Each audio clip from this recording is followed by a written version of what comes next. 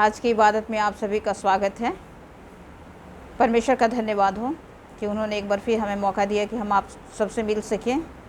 आइए हम परमेश्वर के आह्वान को सुनें और प्रार्थना में अपने सिरों को झुकाएं। क्या ही धन्य है वह पुरुष जो यहोवा का भय मानता है और उसकी आज्ञाओं से अति प्रसन्न रहता है। उसका वंश पृथ्वी पर पराक्रमी होगा, सीधे लोगों की संतान आशीष पाएंगे। उसके घर में धन संपत्ति रहती है और उसका धर्म सदा बना रहेगा। सीधे लोगों के लिए अंधकार के बीच में ज्योति उदय होती है। वह अनुग्रहकारी, दयावंत और धर्मी होता है। आइए हम प्रार्थना करें। प्रेमी पिता परमेश्वर, आज की सुबह की आराधना में प्रभु आपका धन्यवाद करते हैं। आपकी तारीफ, आपकी महिमा, आपकी प्रशंसा करते हैं। प्रेमी पिता परमेश्वर दयालु हैं, अनुग्रहकारी हैं। प्रेमी पिता परमेश्वर विलंब से क्रोध करने वाले परमेश्वर हैं। आप दया की खान हैं प्रभु, क्षमा की खान हैं पिता परमेश्वर। इस लंबी से ज़िंदगी के लिए प्रभु धन्यवाद देते हैं। पिछले महीनों में संभाल के रखा, इसलिए धन्यवाद देते हैं। नए महीने में प्रवेश करा है, जुलाई के महीने में, इसलिए भी आपका धन्यवाद करते हैं प्रभु। अनगिनत बेशुमार प्यार आपका है हमारे साथ प्रभु पिता परमेश्वर। इन सारी बातों के लिए धन्यवाद करते हैं। पवित्र आत्मा आपका स्वागत करते हैं पिता। इस वक्त प्रभु पिता परमेश्वर आप हमारे बीच में हाजिर हुए खुदावंत। पवित्र आत्मा हमारे हृदय मन विचारों को खुदावंत पिता परमेश्वर स्वतंत्र करें प्रभु यीशु मसीह में खुदावंत। और ये कि खुदावंत पिता परमेश्वर हर एक दुष्ट आत्मा से जो हमारे ध्यान को भटकाती है, जो हमारे मनों को जागरूक होने से रोकती है प्रभु पिता परमेश्वर, इन सारी ऐसी बातों से जो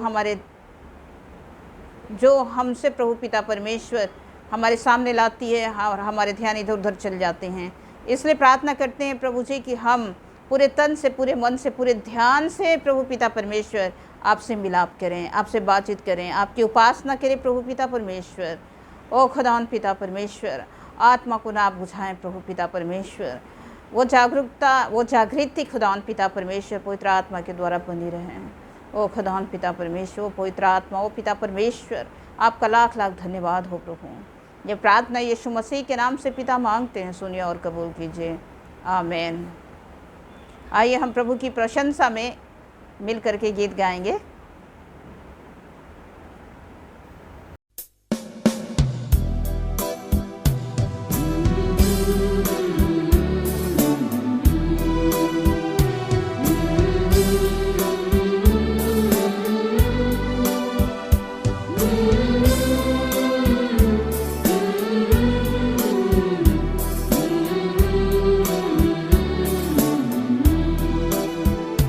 तू पवित्र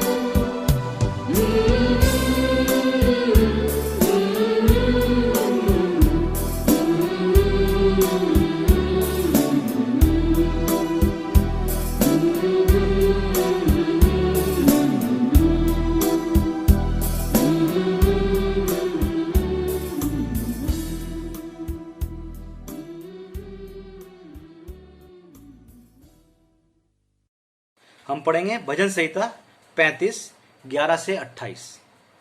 झूठे साक्षी खड़े होते हैं और जो बातें मैं नहीं जानता वही मुझसे पूछते हैं। वे मुझसे भलाई के बदले बुराई करते हैं, यहाँ तक कि मेरा प्राण ऊब जाता है। जब वे रोगी थे तब तो मैं टाट पहने रहा और उपवास कर करके दुख उठाता रहा, और मेरी प्रार्थना का फल मेरी गोद में लौट आया। मैं ऐसी भावना रखता था कि मानो वे मेरे संगी या भाई हैं। जैसा कोई माता के लिए विलाप करता हो, वैसे ही मैंने शोक का पहरावा पहने हुए सिर झुकाकर शोक किया। परंतु जब मैं लंगड़ाने लगा तब वे लोग आनंदित होकर इकट्ठे हुए। नीच लोग और जिन्हें मैं जानता भी ना था, वे मेरे विरुद्ध इकट्ठे हुए। वे मुझे लगातार फाड़ते रहे। उन पाखंडी भांडों के समान जो पेट के लिए उपहास करते हैं, वे भी मुझ पर दांत पीसते हैं। हे प्रभु, तू कब तक देखता रहेगा? इस विपत्ति से जिसमें उन्होंने मुझे डाला है, मुझको छुड़ा। जवान सिंहों से मेरे प्राण को बचा ले। मैं बड़ी सभा में तेरा धन्यवाद करूंगा। बहुतेरे लोगों के बीच मैं तेरी स्तुति करूंगा।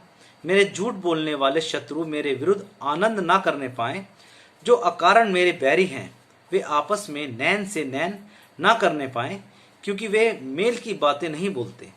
परंतु देश में जो शांतिपूर्वक रहते हैं, उनके विरुद्ध छल की कल्पनाएं करते हैं। उन्होंने मेरे विरुद्ध मुंह पसार के कहा, आहा आहा, हमने अपनी आंखों से देखा है। हे यहोवा, तूने तो देखा है, चुप ना रह। हे प्रभु, मुझसे दूर ना रह, उठ, मेरे न्याय के लिए जाग। हे मेरे परमेश्वर, हे मेरे प्रभु, मेरा मुकदमा निपटाने के लिए आ। हे मेरे परमेश्वर यहोवा, तू अपने धर्म के अनुसार मेरा न्याय चुका और उन्हें मेरे विरुद्ध आनंद करने ना दे।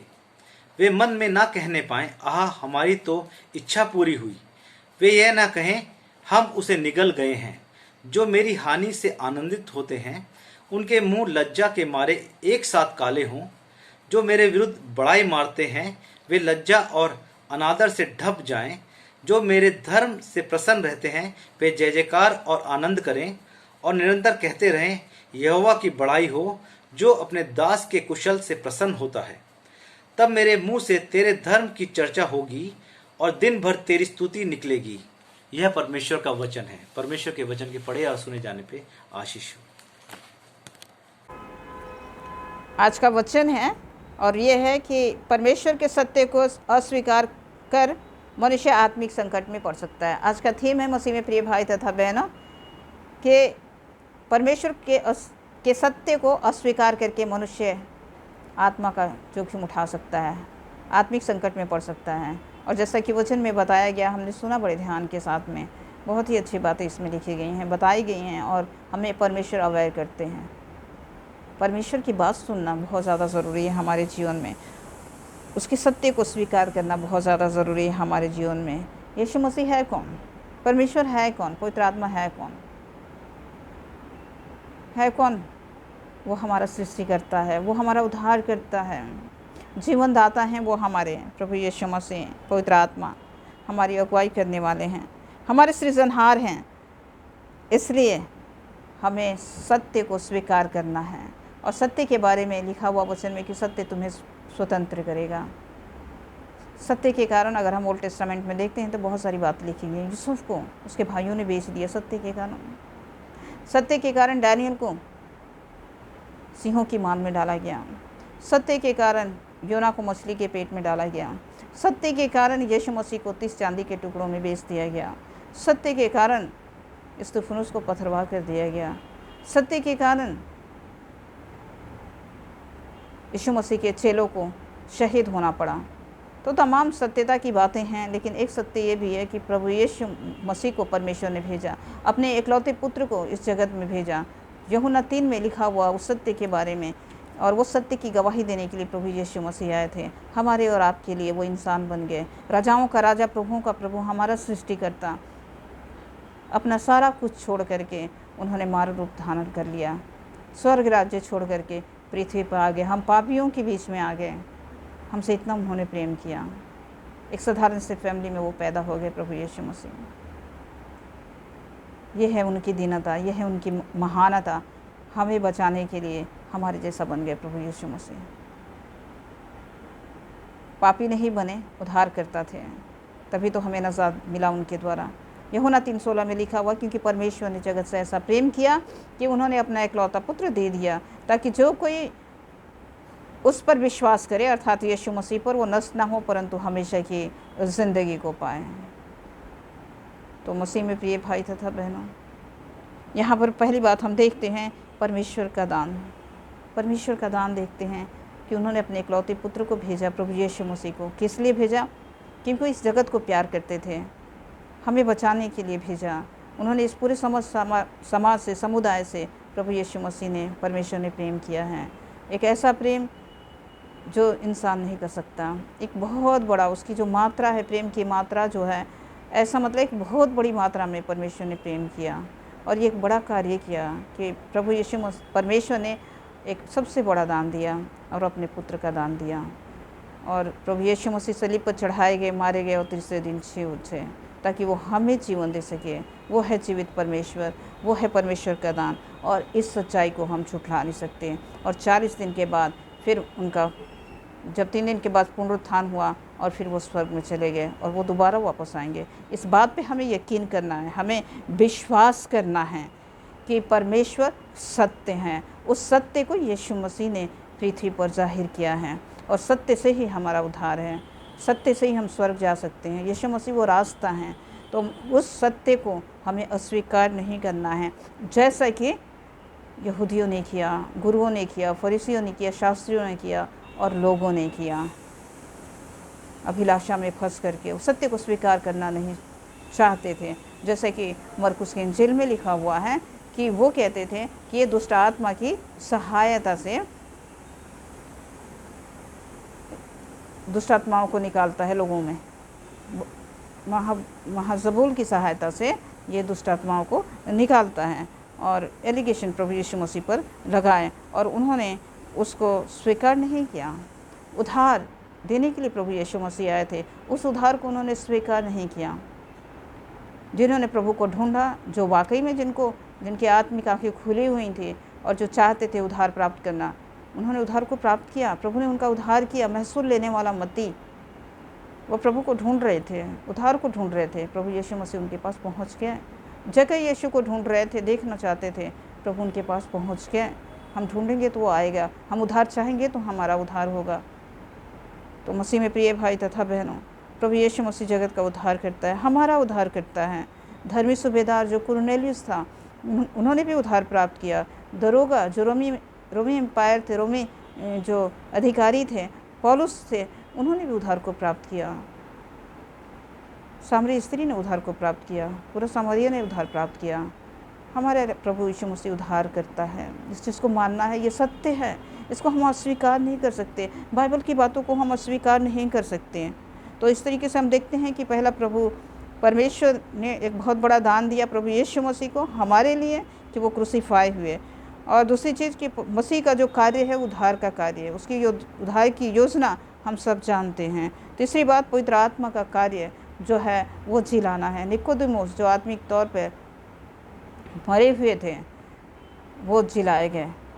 तो इस तरीके से देखते हैं, जब हम आत्मा में मर जाते हैं तो परमेश्वर हमें जागृत करता है, पवित्र आत्मा हमें जिलाती है। आज पवित्र आत्मा का कार्य हमारे जीवनों के बीच में हो रहा। प्रभु यीशु मसीह चले गए और उन्होंने पवित्र आत्मा को भेजा और साफ शब्द में कहा कि तुम जो गुनाह करोगे वो माफ़ तो किया जाएगा, लेकिन पवित्र आत्मा के विरोध में अगर तुम पाप करोगे तो वो कभी माफ़ नहीं किया जाएगा। और पवित्र आत्मा परमेश्वर है। तो हम जान सकते हैं कि पवित्र आत्मा और प्रभु यीशु मसीह कोई साधारण व्यक्ति नहीं है, वो हमारे क्रिएटर हैं, वो हमारे सृजनहार परमेश्वर हैं। इसलिए हमें इस सत्य को मानना पड़ेगा, इस सत्य को स्वीकार करना ही होगा और हमें परमेश्वर से पंगा लेने की ज़रूरत नहीं है। हमें और पाप में मरने की ज़रूरत नहीं है। आज भी पवित्र आत्मा के कार्य हो रहे हैं। तो ये है सत्य। सत्य के बारे में वचन में बहुत सारी बातें लिखी गई हैं मसीह में प्रिय भाई तथा बहनों। अब ये है कि अब ये जो सत्य है, उस सत्य को प्रभु यीशु परमेश्वर कहते हैं कि परमेश्वर के सत्य को अस्वीकार करके मनुष्य आत्मिक संकट में पड़ सकता है, आत्मिक जोखिम में पड़ सकता है। तो हमने ये सत्य को जान लिया है, और जब हमने सत्य को जान लिया है तो हमें ये भी जानना है कि वो आत्मिक संकट है क्या, है ना। वचन में लिखा है, क्योंकि सच्चाई की पहचान प्राप्त करने के बाद यदि हम जानबूझ करके पाप करते हैं, सत्य को हम जानते हैं, ये जानते हैं झूठ बोलना पाप है, हम ये जानते हैं कि क्रोध करना पाप है, हम ये जानते हैं चापलूसी करना पाप है, हम ये जानते हैं कि किसी पर दोष लगाना पाप है, हम ये जानते हैं जलन रखना पाप है। हम सब कुछ जानते हैं, बहुत अच्छी तरीके से हम जानते हैं क्या क्या चीज़ें पाप हैं, क्या क्या चीज़ें गलत हैं, लेकिन हम उन्हीं चीज़ को बार बार दोहराते हैं। हमारी वो हैबिट बन गई है। एक औरत थी, मैं एक छोटी सी बात मुझे याद आ गई। मैं कांगड़ा में थी, एक लेडी थी बहुत ही एजुकेटेड, पढ़ी लिखी, उनके घर में किसी चीज़ की कोई चीज़ की कमी नहीं थी, और लेकिन उनकी एक चोरी की आदत थी। बचपन से एक चोरी की आदत थी, और वो चोरी की आदत यूँ थी कि वो किसी के भी घर में जाती थी तो कोई चीज़ पड़ी होती थी वो ज़रूर उसे चोरी कर लेती थी, और उनकी आदतों का पता सभी को था, तो इसलिए लोग अपने घरों से वो सामान चीज़ें हटा लिया करते थे। लेकिन एक दिन मैं जब किसी के घर में विज़िट करने गई तो उन्होंने ये बात बताई कि हमने जब ये बात सुना कि उनकी चोरी की आदत है, तो हमने एक पिन रख दिया अपने टेबल के ऊपर कि देखें ये पिन चोरी करती हैं कि नहीं चोरी करती हैं। और उन्होंने उस पिन को क्या किया, जाते समय उन्होंने उसने पिन को चुरा लिया, लेके चली गई। ये उनकी आदत थी, उन्हें पता है कि ये पाप है और एक पिन से कुछ होने वाला नहीं है, लेकिन ऐसी आदतें, ऐसी लत हमें लग जाती है जिससे छुटकारा पाना मुश्किल होता है। यही पौलुस कर रहे हैं, कह रहे हैं कि तुम सच्चाई को जानते हो, उसको तुम पहचानते भी हो, है ना, और फिर भी तुम जानबूझ करके पाप करते हो, तो फिर तुम्हारे लिए कोई बलिदान नहीं है, हमारे और आपके लिए और कोई बलिदान नहीं है। बार बार गुनाह करते रहें और प्रभु माफ़ करते रहें, ऐसे ही नहीं है कि हम बार बार हम तकलीफ़ उनको देते रहें, तो कोई गुनाह नहीं है। ना ही लिखा है यहाँ पर कि हम जानबूझकर पाप करते रहें, तो पापों के लिए फिर कोई बलिदान बाकी नहीं रहा है। आगे लिखते हैं, हाँ, दंड का एक भयानक बाट जोहना और आग का ज्वलन बाकी है। अर्थात हम मनुष्य बिना सोचे समझे हम क्या कह रहे हैं, किसकी बाट जो रहे हैं, अंत की बाट हम जो रहे हैं, है ना। परमेश्वर के हाथों में पड़ना कितनी भयानक बात है। हम उस बाट को जो रहे हैं, किसकी, अनंत ज्वलन की बाट। हमारे प्राण पखेरु उड़ जाएंगे तो फिर हम तो अनंत आग में चले जाएंगे। वही ये कह रहे हैं कि बार बार आप पाप करते हो तो उसके लिए और कोई बलिदान नहीं है, और ये है कि आप परमेश्वर के क्रोध को अपने ऊपर भड़का रहे हैं, उसके दंड को आप अपने ऊपर लेकर के आ रहे हैं। और मूसा के समय में 2 व्यक्तियों की गवाही जो थी वो मान्य थी, 3 व्यक्तियों की गवाही मान्य थी, और उसी वक्त उनको दंड दे दिया जाता था और उनके ऊपर कोई दया नहीं की जाती थी। हम 1 बार तो नहीं, 3 बार नहीं, पता नहीं कितने बार अपने जीवन में इतने लंबे अरसे में झूठ बोल दिए होंगे, बहाने बना दिए होंगे, है ना। कितने को क्रोधित कर दिया होगा हमने, अपने कामों से, अपनी ज़ुबान से उनको हमने कष्ट पहुंचाया होगा। तो ये जो गुनाह जो बार बार 2 बार 3 बार 4 बार, है ना, ऐसे लिखा हुआ वचन में, और हम बार बार जब हम ऐसा करते हैं, तो जब मूसा के समय ऐसा होता था, 2-3 गवाह लेकर के उनको बिना दया के मार डाला जाता था, है ना। शब्द का नियम भी तोड़ते थे तो उनको मार डाला जाता था। लेकिन प्रभु यीशु मसीह के द्वारा जब अनुग्रह आया हमारे जीवनों के अंदर में, तो लिखा है, बहुत गंभीर बात लिखी है यहाँ पर, तो सोच लो कि वो कितने और भी भारी दंड के योग्य ठहरेगा जिसने परमेश्वर के पुत्र को अपने पांवों तले रौंदा। कितनी गंभीर बात है, मेरे लिए भी बहुत ज़्यादा गंभीर बात है। मैं भी एक गुनहगार हूँ, जब मैं वचन को पढ़ रही हूँ मैं गुनहगार हूँ। जब मैं अपने अंदर देखती हूँ, जब वचन को पढ़ती हूँ, जो हमारा दर्पण है, इतने लंबे वर्षे में 47 ईयर्स हो गए, क्या मैंने 3 बार झूठ नहीं बोला होगा, हज़ारों बार झूठ बोला होगा हमने, लेकिन वचन आज ये बता रहा, बातें कर रहे हैं प्रभु यीशु मसीह के बारे में। परमेश्वर बता रहे हैं कि तुम अगर ऐसे काम करते हो ना, तुम परमेश्वर को के पुत्र यीशु मसीह को, तुम अपने सृजनहार को, जो इस दुनिया में आया, प्रभु यीशु मसीह पैदा हुए, मनुष्य रूप धारण किया, हमें ज़िंदगी देने के लिए, हमें बचाने के लिए, अपने पास रखने के लिए, आज हम पाप फिर कर रहे हैं और प्रभु यीशु मसीह को क्या करते हैं, अपने पैरों से रौंद देते हो। ऐसा लिखा है कि भारी दंड के योग्य ठहरेगा जिसने परमेश्वर के पुत्र को पांव तले रौंद दिया। और वाचा के लहू को जिसके द्वारा पवित्र ठहराया गया था अपवित्र जाना। जब हम मसीह में प्रिय भाई तथा बहनों गुनाह करते हैं ना, हम जब हम गलतियाँ करते हैं, जब हम ईर्ष्या करते हैं, जब हम चुगलियाँ करते हैं, जब हम कानाफूसी करते हैं, जब हम वाद विवाद करते हैं, हम परमेश्वर को रौंदते हैं, उनके पुत्र यीशु मसीह को। महसूस करना इस चीज़ को।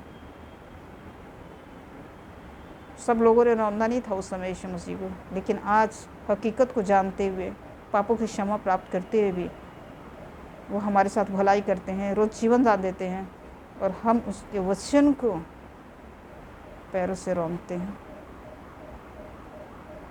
उनको अपवित्र जानते हैं, जो पवित्र परमेश्वर है, जो हमें पवित्र करने के लिए आए हैं। और लिखा है, और अनुग्रह की आत्मा का अपमान किया। हम पवित्र आत्मा का, जो अनुग्रह के द्वारा परमेश्वर ने हमें से प्रत्येक को दिया है अगुवाई करने के लिए, जो पवित्र आत्मा हमें परमेश्वर के बारे में बताती है, जो आत्मिक जीवन में हमारी उन्नति करवाती है, जो मरी हुई आत्मा को जागृत करती है, उस पवित्र आत्मा का हम अपमान करते हैं। 3 चीज़ें, प्रभु यीशु मसीह को रौंदते हैं, पवित्र आत्मा को जो परमेश्वर और पवित्र उनकी पवित्रता को हम अपवित्र करते हैं, और तीसरी बात, पवित्र आत्मा का हम अपमान करते हैं। प्रभु कहते हैं पवित्र आत्मा का जो अपमान करता है उसको कभी क्षमा नहीं मिलेगी। लिखा है क्योंकि हम उसे जानते हैं। पवित्र आत्मा के कार्य को हमने देखा पेंतीकोस्त के दिन चेलों की ज़िंदगी में काम करते हुए, क्योंकि हम उसे जानते हैं जिसने कहा प्रभु यीशु मसीह के बारे में कि पलटा लेना मेरा काम है, मैं ही बदला दूंगा। प्रभु यीशु मसीह ने कहा कि परमेश्वर कहते हैं कि पलटा लेना मेरा काम है, मैं ही बदला दूंगा। जब यीशु मसीह ने सारी बातों को बर्दाश्त किया, हमें भी बर्दाश्त करना है। इसलिए तो कहते हैं कि तुम्हारे एक गाल पे कोई थप्पड़ मारे तो दूसरा भी फेर देना, लेकिन हम तो पलट के जवाब देते हैं। कोई हमारा अपमान करता है तो हम बदला ज़रूर ले लेते हैं। समय को, अवसर को बहुमूल्य हमें समझना है, क्योंकि प्रभु अपने लोगों का न्याय करेगा। तो जब ऐसी चीज़ें होती हैं, स्पेशली जब हम गुनाह करते हैं, उस सत्य को अस्वीकार कर देते हैं। जब हम गुनाह करते हैं तो हम ये मान लेते हैं, हमें ये मानना होगा कि प्रभु ने हमारे लिए जान ही नहीं कुर्बान करी, वो सलीब पे चढ़े ही नहीं। अगर हम ये जानते हैं कि प्रभु हमारे खातिर सलीब पे चढ़ गए हैं, हमारे बोझ को ले लिया, जो मार और दंड हमें भोगना था प्रभु यीशु मसीह ने ले लिया, तो हम गुनाह नहीं करते। और ये जानबूझ करके हम पाप कर रहे हैं। इसीलिए प्रभु यीशु मसीह परमेश्वर हमें सचेत कर रहे हैं कि तुम सत्य को जब अस्वीकार कर देते हो और फिर तुम गुनाह करते हो तो तुम आत्मिक जोखिम में पड़ते हो। पाप बहुत धोखेबाज है, झूठ बहुत धोखेबाज है, चुगली बहुत धोखेबाज है, सुनने में बहुत अच्छी लगती है फुसफुसाहट हमें। इसलिए पाप से मत खेलो, बुराई से मत खेलो, अपने हृदय को कठोर मत बनाओ, संसारिक चीज़ों के पीछे मत भागो जो हमें परमेश्वर से दूर ले जाती है, जो हमें आत्मिक संकट में ले जाती है। पद पर घमंड मत करो, पावर का गलत इस्तेमाल मत करो, वचन को के ऊपर मत हंसो, वचन की कीमत कम मत आंको, क्योंकि इसका अंत विनाश है। विनाश कई तरीके से होता है। पहला, इसमें जो लिखा है, जो आत्मिक संकट है, जो क्रूस के प्रचार को मूर्खता कहते हैं। क्रूस के प्रचार को मूर्खता कहते हैं। कई सदियों से वचन का प्रचार किया जा रहा है ना, उसकी महत्ता को हम नहीं समझते। बार बार एक ही चीज़ सुनाई जाती है। क्या हमारा बार बार एक ही चीज़ सुनाई जाती है? बाज़ दफ़ा ऐसे ही कहते हैं ना, अगर कुएं से पानी निकाला जाता है तो रस्सी निशान छोड़ जाती है वहाँ। अगर वचन बार बार सुनाया जाता है तो हमारे हृदय निर्मल हो जाने चाहिए, हमारे हृदय निर्मल होना चाहिए। जो यीशु के जीवन के विपरीत आचरण करते हैं, वैसे लोगों के लिए नरक का स्थान तैयार किया गया है। धनवान के जीवन से देखते हैं, पहले से ही तैयार था, कोई गलत काम नहीं किया था, लेकिन लाजर को एक पैरासीटामोल लेकर के भी नहीं दिया था उसने, और आज लाजर स्वर्ग में बैठा हुआ था। और वो अधोलोक में तड़प रहा है, जहाँ तड़पन है।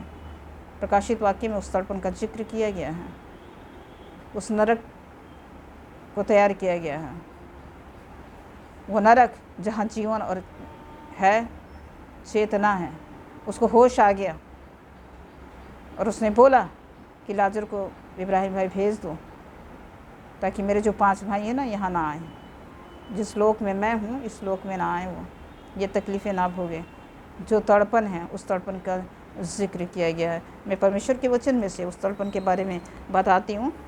मैं रेवोल्यूशन में से ही पढ़ दूँगी आपके लिए।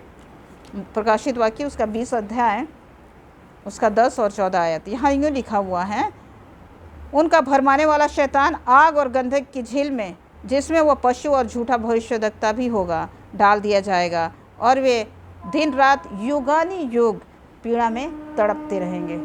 है ना। संसारिक ज़िंदगी कितने दिन की है? 70 साल की है, 35 साल की है, 40 साल की है, 2 साल की है। ऐसा ही है ना हमारा जीवन।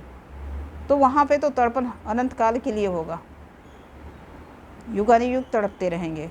और उसके बाद लिखा हुआ है 14 आयत में यूँ लिखा हुआ है, इसी के मृत्यु और अधोलोक आग की झील में डाले जाएंगे। यह आग की झील दूसरी मृत्यु है। तो हमें इस मृत्यु से बचना है। प्रभु यीशु मसीह परमेश्वर यही चाह रहे हैं कि आप उस आत्मिक संकट में मत पड़ो। यह आत्मिक संकट है। यीशु की अविश्वासियों के प्रति जो प्रतिक्रिया है, जो बताई गई है, वो ये है यूहन्ना 12:35 में, कि वे सत्य को सुनने के बाद भी उसे जानबूझ करके ठुकराते हैं। ना सिर्फ उन लोगों के लिए, लेकिन हमारे लिए भी है, क्योंकि हम आज भी परमेश्वर के वचन को ठुकराते हैं। हम उनके अनुसार, वचन के अनुसार ज़िंदगी को हम नहीं जीते, हम उसको ठुकराते हैं। हम वचन को झूठा साबित करते हैं। मैं ही सत्य हूँ, मैं ही सब कुछ अच्छा हूँ, मैं ही जो कुछ कर रही हूँ मैं ही हूँ, है ना। तो इन अपनी हरकतों के द्वारा, अपने शब्दों के द्वारा, अपनी एक्टिविटी और अपनी गतिविधियों के द्वारा हम परमेश्वर को क्या जानबूझ करके ठुकराते हैं। दूसरी बात कि यीशु को ठुकराना उसके विरुद्ध घृणा और शत्रुता को दर्शाता है। ऐसा क्यों है? क्या वो हमारा प्रभु यीशु मसीह शत्रु हैं, हमारे जान के दुश्मन हैं? हम क्यों उनसे घृणा करते हैं? हमारा उन्होंने क्या बिगाड़ लिया है प्रभु यीशु मसीह ने, कि हम पाप से इतना ज़्यादा मोहब्बत करते हैं, संसार से इतना ज़्यादा मोहब्बत करते हैं और अपने परमेश्वर से नहीं करते, जिसने ज़िंदगी दी, जिन्होंने परिवार दिया, जिन्होंने ज़िंदगी की सांसें दे दी हैं हमें, सारी खुशियाँ उनसे ही मिली हैं, सारी आशीषें उनसे मिली हैं। उन्होंने तो कोई शत्रुता वाली काम नहीं करी, तो हम शत्रु के समान परमेश्वर के साथ क्यों ऐसा व्यवहार करते हैं? उन्होंने तो हमारे ऊपर दया की है, हमें जीवन देने के लिए, हमें बचाने के लिए, और हम उनका सिला क्या दे रहे हैं? उनके प्यार का सिला प्रभु यीशु मसीह को क्या दे रहे हैं? उनके विरोध होकर के उनसे हम खिलाफत कर रहे हैं।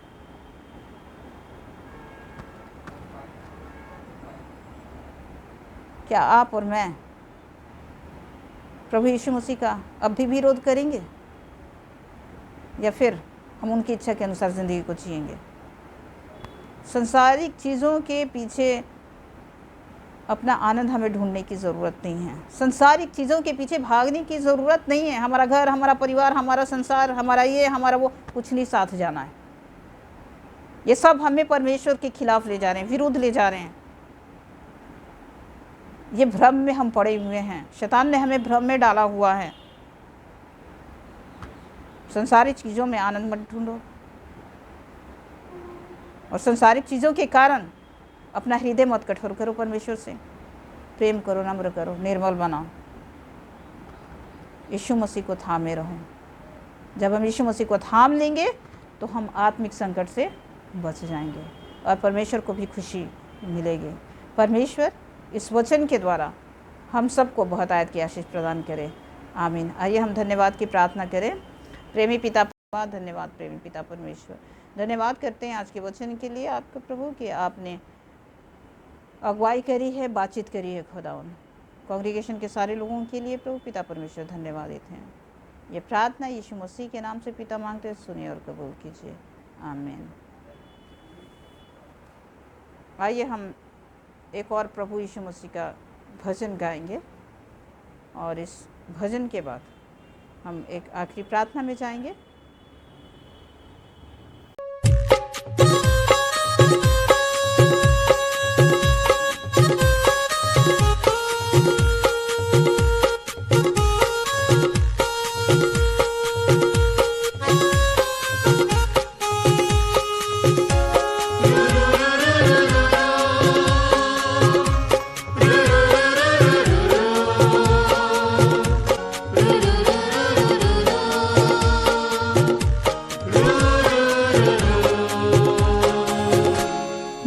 ले मेरे लोगों को, बचा ले मेरे शहर को, बचा ले मेरे लोगों को, बचा ले मेरे शहर को। यीशु तेरी दया से, यीशु तेरी दया से, यीशु तेरी दया से, यीशु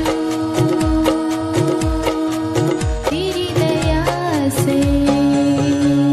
बचा ले मेरे लोगों को, बचा ले मेरे शहर को, बचा ले मेरे लोगों को, बचा ले मेरे शहर को। बुरी आदत से, बुरे विचारों से, शापों से और पाप से, बुरी आदत से, बुरे विचारों से, शापों से और पापों से। बचा ले मेरे लोगों को, बचा ले मेरे शहर को, बचा ले मेरे लोगों को, बचा ले मेरे शहर को।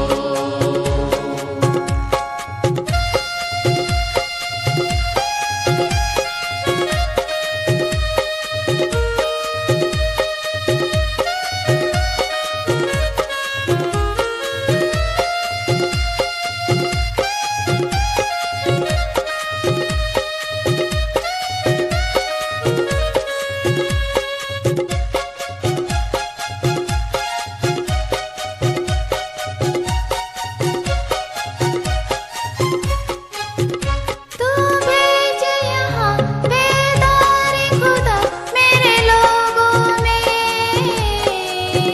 मेरे लोगों में।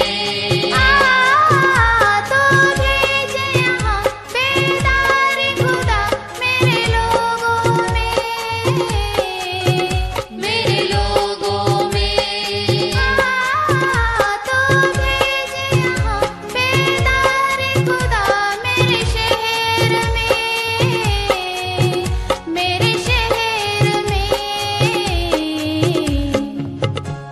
बचा ले मेरे लोगों को, बचा ले मेरे शहर को, बचा ले मेरे लोगों को, बचा ले मेरे शहर को।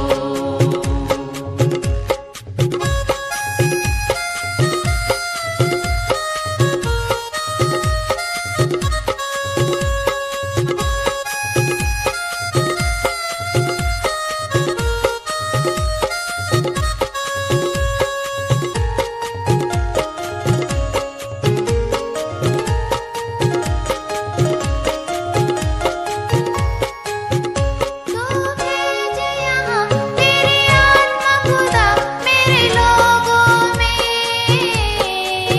मेरे लोगों में।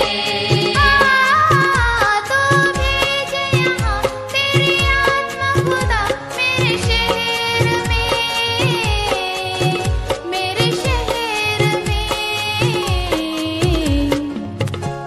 बचा ले मेरे लोगों को, बचा ले मेरे शहर को, बचा ले मेरे लोगों को, बचा ले मेरे शहर को।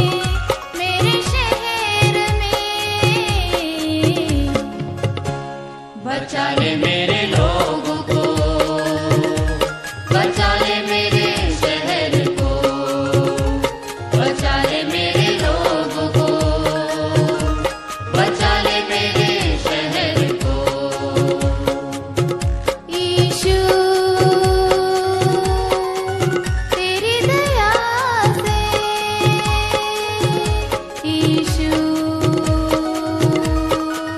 तेरी दया से, यीशु तेरी दया से, यीशु तेरी दया से। बचा ले मेरे लोगों को, बचा ले मेरे शहर को, बचा ले मेरे लोगों को, बचा ले मेरे शहर को। राजाओं के राजा, प्रभुओं के प्रभु, धन्यवाद धन्यवाद धन्यवाद, स्तुति महिमा हो प्रभु, आपकी तारीफ हो प्रभु पिता परमेश्वर। अपने कांग्रीगेशन के हर एक लोगों के लिए धन्यवाद देते हैं, अपने पासवान के लिए प्रभु धन्यवाद देते हैं, धन्यवाद देते हैं खुदान पिता परमेश्वर, बाल बच्चों के लिए धन्यवाद देते हैं, पूरी फैमिली के लिए, सेंट स्टीफन्स फैमिली के लिए प्रभु, जो आपसे मोहब्बत करते हैं, आपसे प्यार करते हैं प्रभु पिता परमेश्वर।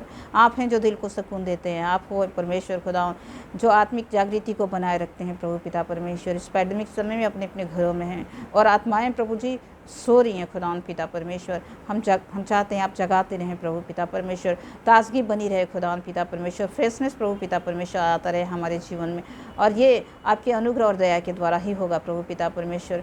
माना कि हम गुनहगार हैं पिता, लेकिन आप तो हमारे पिता ही हैं पिता, कि आप हमारे गुनाहों को माफ़ी देते हैं प्रभु, आप हमारी आत्मा को निर्मल करें पिता परमेश्वर। हम सबके घर और परिवार में प्रभु पिता परमेश्वर आप पवित्र आत्मा के द्वारा प्रभु अगुवाई करते रहें प्रभु, और खुदा हमारी ये जो आत्मिक तेल है प्रभु जी पवित्र आत्मा की, वो हमेशा प्रभु जलती है खुदावन पिता परमेश्वर। दूसरों को प्रेम बांटे प्रभु, क्षमाशील हों खुदावन पिता परमेश्वर, हम बदला ना ले खुदावन, हम झूठ ना बोले खुदावन पिता परमेश्वर, क्योंकि झूठ बोलना खुदावन पिता परमेश्वर सत्य को अस्वीकार करना है पिता परमेश्वर। किसी को जब हम प्लीज़ करते हैं, जब हम बहाने बना लेते हैं प्रभु पिता परमेश्वर, जब हम दूसरों को अपने से छोटा जानते हैं, या फिर खुदावन पिता परमेश्वर हम स्वार्थी बन जाते हैं, ये सब चीज़ें आपके खिलाफ हैं प्रभु पिता परमेश्वर। और इसीलिए हमारी आत्मा जो है वो संकट में ना पड़े, जोखिम ना पड़े। आप प्रभु पिता परमेश्वर अपने वचन के द्वारा हमें अवेयर करते हैं, हमें जागरूकता प्रदान करते हैं प्रभु पिता परमेश्वर।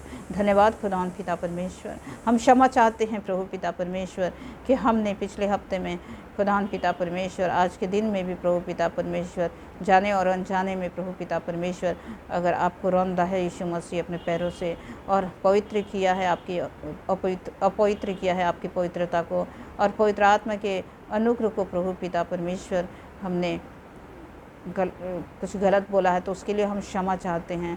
लेकिन हम प्रभु आपके विरोध में ही चले जाना सब पाप है प्रभु पिता परमेश्वर। आपकी इच्छा के विरोध जाना ही तो पाप है प्रभु। ऐसा हमारा हृदय और मन बनाइए प्रभु, हमारे दिल और दिमाग पे प्रभु पिता परमेश्वर ऐसे छाप छोड़ दें यीशु मसीह, और ऐसे प्रभु हमें बांध लें सांकलों से पवित्र आत्मा से प्रभु पिता परमेश्वर, कि हम गुनाह ना करें प्रभु, गुनाह के बारे में सोचे ही ना कि उस रास्ते पे हमें जाना है प्रभु पिता परमेश्वर। शैतान बहुत धोखेबाज है, भ्रमित करने वाला है प्रभु पिता परमेश्वर। ये जो आँखों की अभिलाषा है, ये जो शरीर का घमंड है प्रभु पिता परमेश्वर, और जो जीविका की अभिलाषाएं हैं, और इस पैंडेमिक के समय में प्रभु जो स्वार्थीपन आ गया है, इस सब को प्रभु आप दूर करें। एक दूसरे की हम चिंता करें प्रभु, क्योंकि रोज़ की रोटी देने वाले आप हैं। हमारी कोई औकात नहीं है कि हम किसी को खिला सकें। आप अनुग्रह से देंगे तो हम दूसरों को बांटेंगे प्रभु, खिलाएंगे। और अगर है भी तो हमारे मन अगर कठोर हो गए प्रभु पिता परमेश्वर, तो हम पड़ोसी को भी नहीं देंगे, ना पूछेंगे प्रभु। तो खुदावन पिता परमेश्वर, ये सारे पाप हैं, और इस वक्त प्रभु बुरे संसार में आपने अच्छा बनाया, लेकिन विचार बुरे होते चले जा रहे हैं नित्य प्रतिदिन प्रभु जी। उन सब से हमें छुटकारा चाहिए, हमारे घर और परिवार को प्रभु छुटकारा चाहिए पिता परमेश्वर। हमारे अपराधों को प्रभु आप क्षमा करें। आप तो क्षमा की खान हैं प्रभु, वो खान जो कभी ख़त्म नहीं होता। आप दया के सागर हैं प्रभु पिता परमेश्वर, प्रेम के सागर हैं प्रभु। उस प्रेम का जवाब हम प्रेम से दें प्रभु पिता परमेश्वर, प्रेम से। खुदावन पिता परमेश्वर, आपने जैसा प्रेम किया वैसा हमें प्रेम करना सिखा दें प्रभु। खुदावन पिता परमेश्वर, ये छोटी सी प्रार्थना आपके प्रिय बेटे यीशु के नाम से मांगते, सुनिए और कबूल कीजिए, आमीन। हे हमारे पिता, तू जो आसमान पर है, तेरा नाम पाक माना जाए, तेरी बादशाहत आए, तेरी मर्जी जैसे आसमान में पूरी होती है ज़मीन पर भी हो। हमारी रोज़ की रोटी आज हमें दे, हमारे कसूरों को माफ़ कर जिस तरीके से हम अपने कसूरवारों को माफ़ करते हैं। हमें आजमाइश में ना पड़ने दें बल्कि बुराई से बचाएं, क्योंकि बादशाहत, कुदरत और जलाल अब और हमेशा प्रभु आपका है। आमीन। हम आशीष वचन को ग्रहण करेंगे और हमारे खुदावंद यीशु मसीह का फजल, खुदा बाप की मोहब्बत, रूपा की रिफाकत और शराकत हमें से प्रत्येक के साथ प्रभु पिता परमेश्वर अब से सदा लो बनी रहे। आमीन। मसीह की सलामती आप सबके साथ हो। आप सबको एक बार फिर से जय मसीह की।